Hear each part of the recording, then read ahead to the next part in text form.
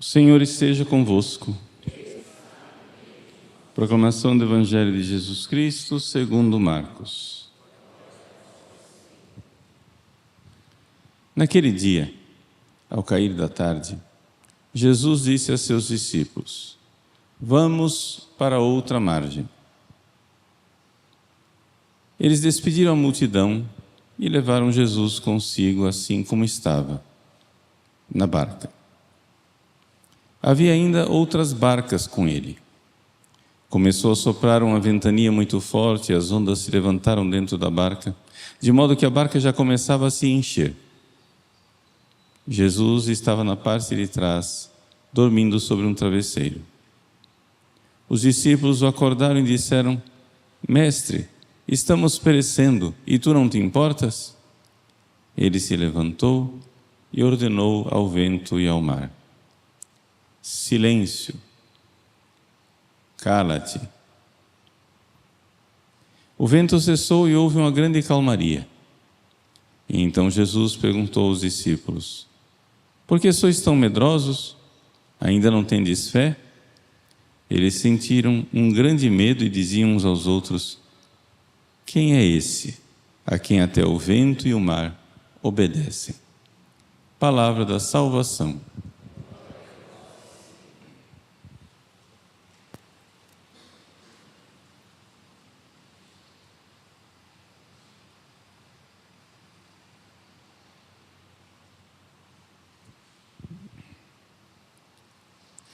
Meus queridos irmãos e irmãs, iniciamos o mês de fevereiro e logo o primeiro dia já é sábado, primeiro sábado do mês dedicado ao Imaculado Coração da Bem-aventurada Virgem Maria.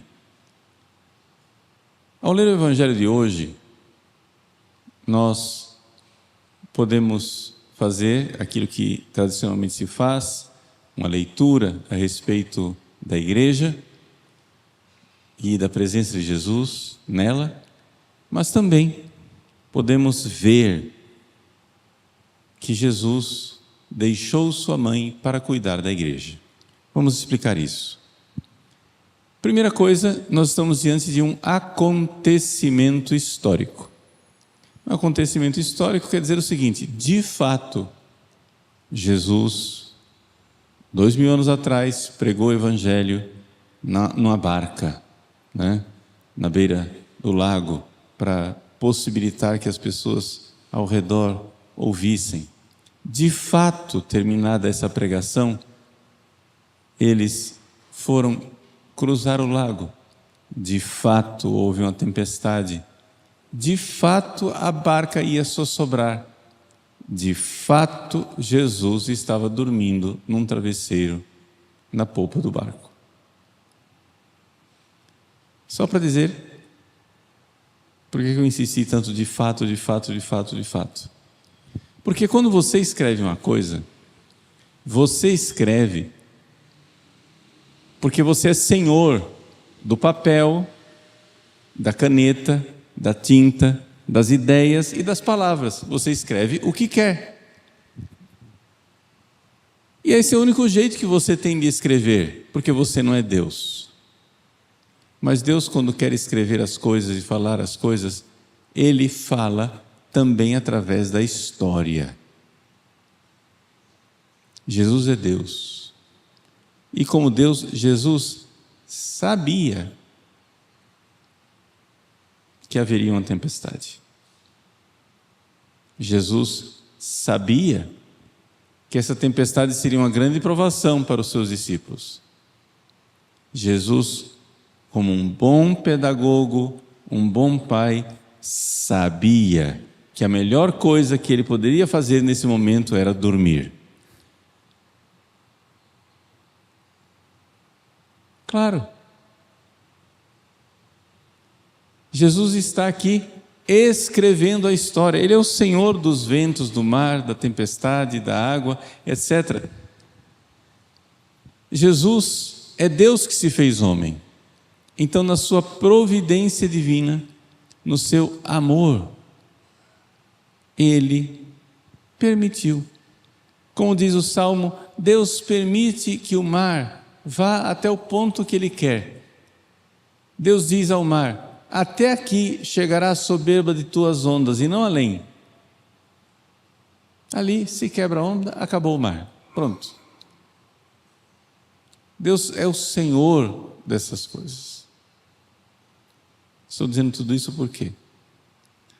Porque essa barca real que existiu há 2000 anos atrás, essa tempestade real que existiu há 2000 anos atrás, foi conduzida por Jesus para ser uma imagem viva da história da igreja. Por quê? Porque Jesus consegue falar não somente com a boca, não somente escrevendo, Jesus consegue escrever um acontecimento. Jesus escreveu o acontecimento da tempestade. Você entendeu a palavra escreveu, né? Ou seja, ele dirigiu todos os acontecimentos, todos os detalhes, para quê? Para que nós, que estamos na barca da igreja, ao longo da história, nesses 2000 anos, tivéssemos verdadeiramente fé na presença de Jesus na igreja, mesmo quando ele parece dormir. A oração dos discípulos, que nessa altura do campeonato aqui, nessa altura da história, ainda não sabem que Jesus é Deus encarnado, Deus que se fez homem, ainda não sabem disso. Ainda não sabem sequer com certeza que ele seja o Messias, já estão suspeitando. Ainda não houve, né, a profissão de fé de São Pedro: tu és o Messias, o Filho de Deus vivo. Isso não aconteceu ainda. Eles olham para Jesus e o chamam de mestre.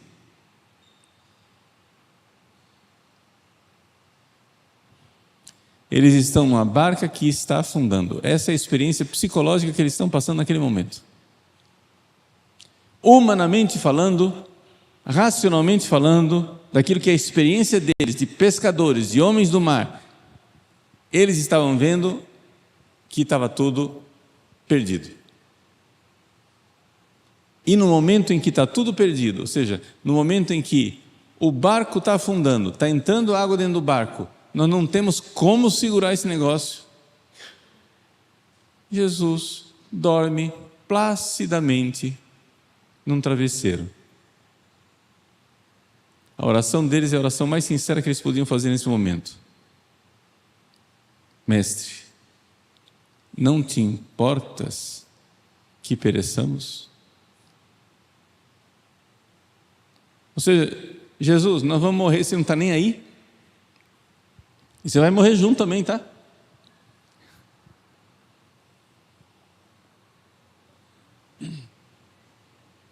Esse é o drama de quem olha para a igreja e não vê uma presença divina.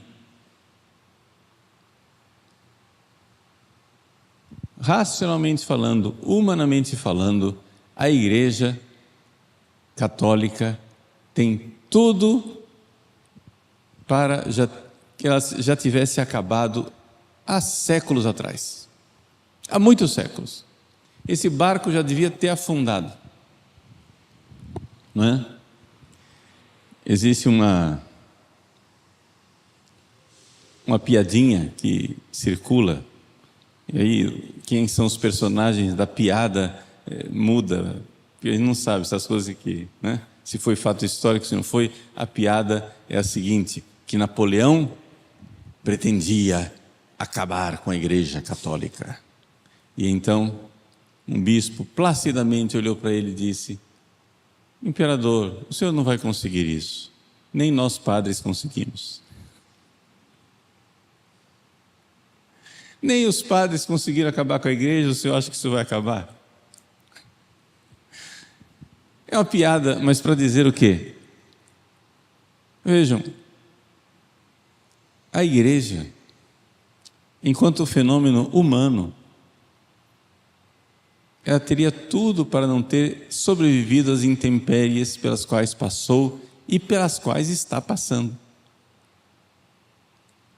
Ou seja, nós, ao olharmos para a igreja, o que vemos é uma barca afundando. E mesmo que racionalmente, humanamente, logicamente, nós vejamos isso, nós somos chamados a ter fé na presença divina dentro da igreja.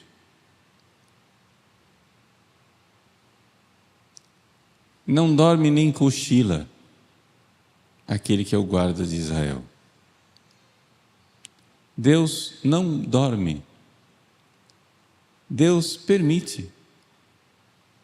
E se Ele permite que a sua esposa, que a sua santa igreja passe por tribulações, é porque é o que nós mais necessitamos. Se Jesus dorme no travesseiro. E outra coisa aqui, tá? Eu não acho que Jesus estava fazendo de conta. Tem alguns exegetas que acham que Jesus fazia de conta que estava dormindo. Não, Jesus é Deus, gente. Ele dorme quando Ele quiser. Ele é Deus que se fez homem. Entendeu? Ele que preparou tudo. Naquele momento, eu acho que Jesus estava plácido e sinceramente dormindo.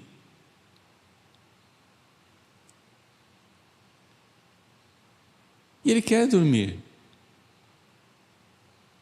Porque Ele quer que nós confiemos na presença dEle, mesmo quando Ele parece dormir.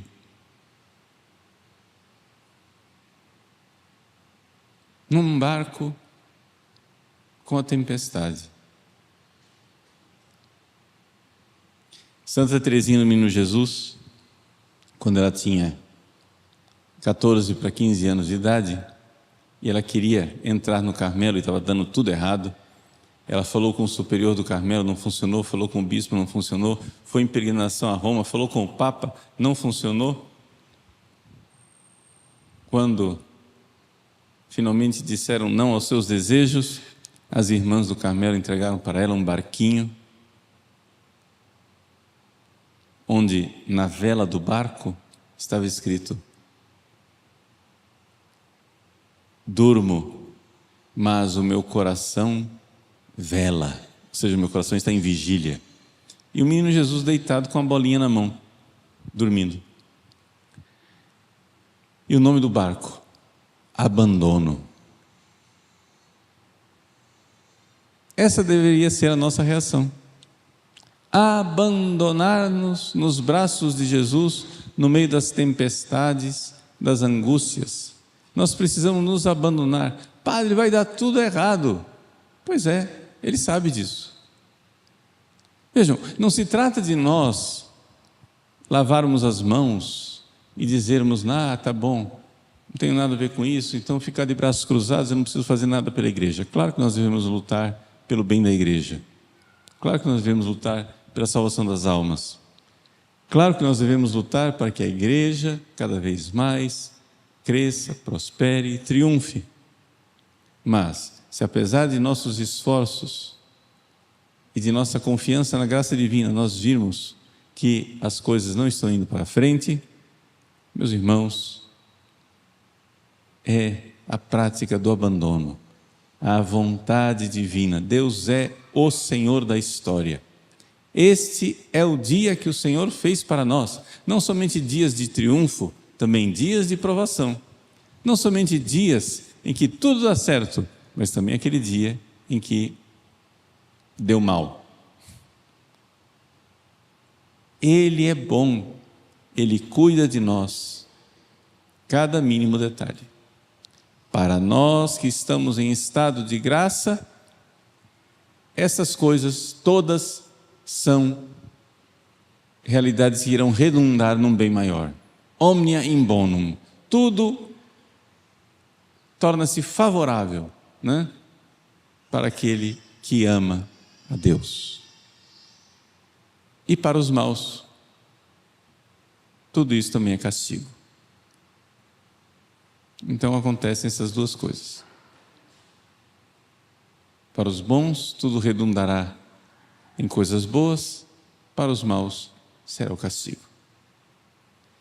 Jesus está na igreja, é Ele quem guia esse momento que nós vivemos.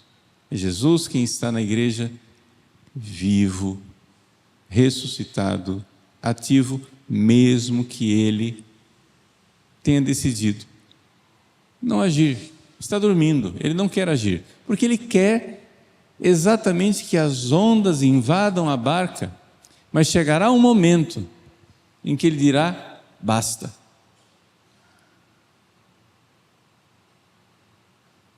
Para nós esse momento já devia ter sido lá atrás, né? Faz hora. Mas é quando Jesus quer, porque Ele quer gerar em nós o abandono. Exatamente no momento mais trágico da igreja, Jesus nos deu a sua mãe, a Virgem Santíssima. Qual é o momento mais trágico da igreja? Quando os apóstolos estavam todos dispersos, quando estava lá Jesus morrendo na cruz, tudo parecia perdido, e Jesus não fazia nada. Provocações dos sumos sacerdotes: desce, desce, se tu és o Filho de Deus, desce, aí nós vamos crer. Momentos de provação, de fé. Nesse momento havia uma fé maior do que a de Abraão aos pés da cruz. Era a fé da Virgem Maria. Naquele seu imaculado coração, na sua alma santíssima, uma fé luminosa. Ela sabia, com todo o sofrimento que ela estava passando, ela sabia que o seu filho tudo podia. Ela sabia que aquelas provocações que os sumos sacerdotes estavam fazendo, dizendo: vai, desce, e nós vamos crer. Ela sabia que ele podia dizer: basta. E que ele de fato podia descer. E que ele de fato podia destruir a todos aqueles que estavam ali ao redor da cruz. Aqueles malfeitores. Ele mesmo disse que se eu quisesse, eu pediria ao meu Pai uma legião de anjos. Um anjo só já seria suficiente para acabar com aquilo tudo. Uma legião, então, iria fazer um estrago. Ele podia. Eis aí a liberdade. Assim como Jesus podia deter a paixão, ele era livre para isso, mas não quis, porque na providência divina aquilo era salvífico. Assim como Jesus podia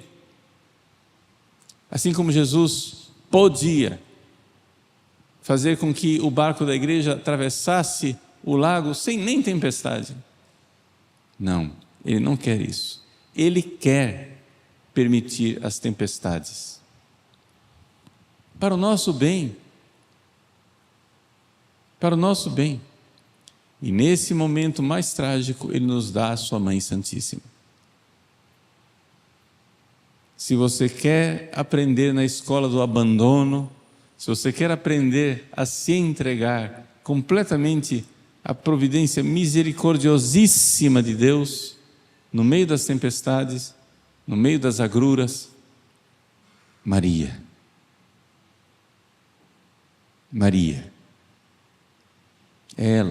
Foi ela que Jesus nos deu no momento mais trágico, no momento que nós precisávamos, onde o navio estava afundando e nós precisávamos de um bote salva-vida. Eis aí a tua mãe.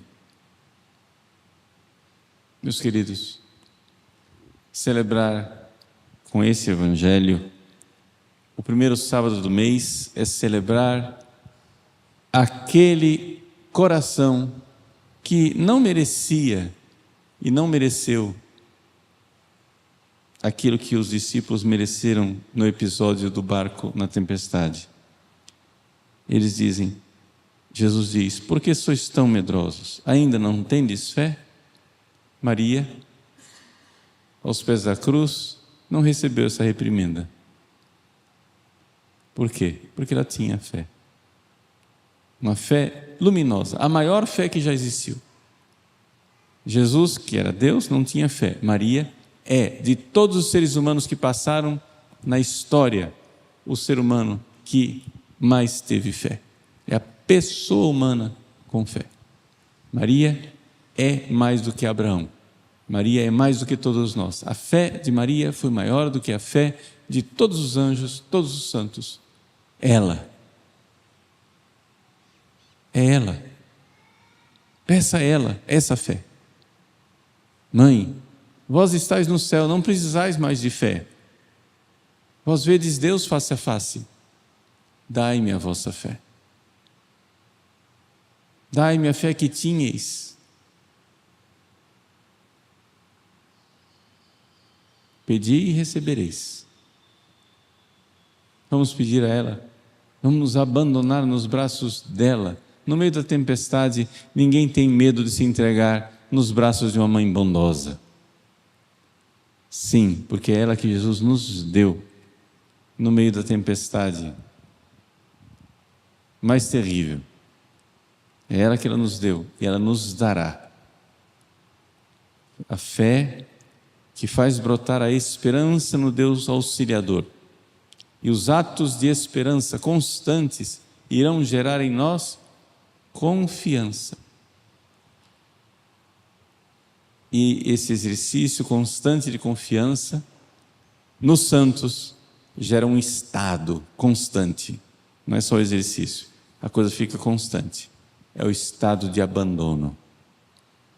Abandonar-nos à divina, misericordiosa e bondosa providência divina. É um abandono bem ativo, porque nós podemos fazer muitas coisas, mas é um abandono onde nós sabemos que Deus pode parecer dormir, mas o seu coração está em vigília.